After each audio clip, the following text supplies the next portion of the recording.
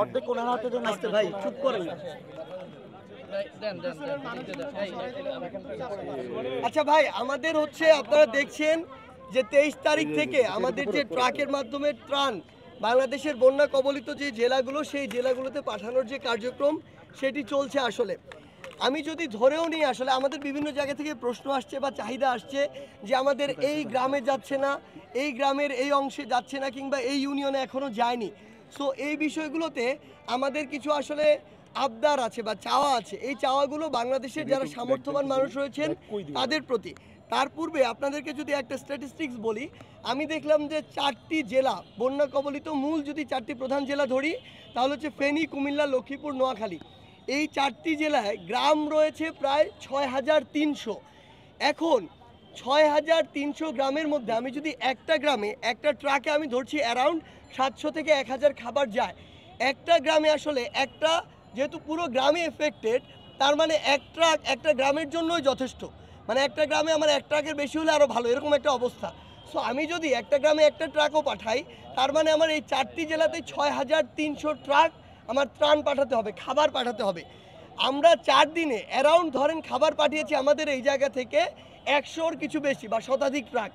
তার মানে এভারেজ প্রায় 6200 গ্রাম, বা ইভেন আমি যদি ধরি 6000 গ্রামে ট্রাক যে যাওয়ার বিষয়টি, আলাদা আলাদা 6000 ট্রাক আমার প্রয়োজন।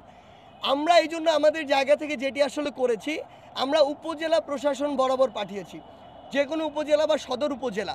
কারণ প্রত্যেকটি গ্রাম সম্পর্কে, গ্রামে কার নিড, এই বিষয়গুলোর লিস্ট আসলে উপজেলা প্রশাসনের কাছে একটি থাকে সামারি আকারে। সো তাদের কাছে পাঠিয়েছি এ কারণে যে ওই প্রত্যেকটি এরিয়া ইন্ডিভিজুয়াল চেনা আমাদের জন্য টাফ, এক। দ্বিতীয়ত, ওই উপজেলার কোন রাস্তাগুলোর কি অবস্থা, সেই জায়গাগুলোতে আমাদের এই ট্রাকগুলো নিয়ে যাওয়া আমাদের জন্য অনেক বেশি সমস্যার।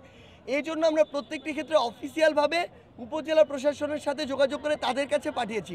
তারা তাদের জায়গা থেকে যেখানে মনে করেছে যে এই গ্রামে বা এই ইউনিয়নে প্রয়োজন, তারা তাদের জায়গা থেকে ওইভাবে পাঠিয়েছে। আমি আপনাকে শুধু গ্রামের স্ট্যাটিস্টিক্স দিয়ে এটি বুঝালাম যে আমি যদি এক গ্রামে একটি করে পাঠাই, তারপরও আমার অ্যারাউন্ড এরকমই হবে, মোর দেন 50% বা তারও বেশি জায়গা আসলে পৌঁছাবে না। এখন এটার সমাধান কি হতে পারে আসলে?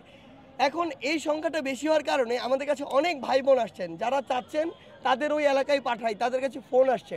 কিন্তু আমাদের একটা সীমাবদ্ধতা আছে। এই টিএসসি বা ঢাকা বিশ্ববিদ্যালয় থেকে একদিনে এভারেজে 20টা বা 25টা ট্রাক যদি যায়, এটা দিয়ে পুরোটা কমপ্লিট করা পসিবল না। এই জন্য আমরা চাই বাংলাদেশের যারা সামর্থ্যবান ব্যক্তি রয়েছেন, আমরা তো দেখছি শত কোটি টাকার বা হাজার কোটি টাকার মালিক অনেক ব্যক্তি এই বাংলাদেশে আছেন। আসলে এই 16 বছরে তারা তৈরি হয়েছেন। তো তাদের আমাদের জায়গা থেকে আমরা রেসপেক্টফুলি প্রথমে আহ্বান জানাচ্ছি। এই টাকা কিভাবে হয়েছে এটা আমরা প্রশ্ন করতে চাই না আপাতত, এটা নিয়ে আমরা একসময় কথা বলবো। কিন্তু আপাতত তাদেরকে রেসপেক্টফুল জায়গা থেকে একটা কথা বলি, আপনাদের জায়গা থেকে ব্যক্তিগত উদ্যোগ নিয়ে আসলে গ্রাম ধরে ধরে এই জায়গাগুলোতে বা ইউনিয়ন ধরে ধরে ত্রাণ পাঠানোর ব্যবস্থা করা উচিত।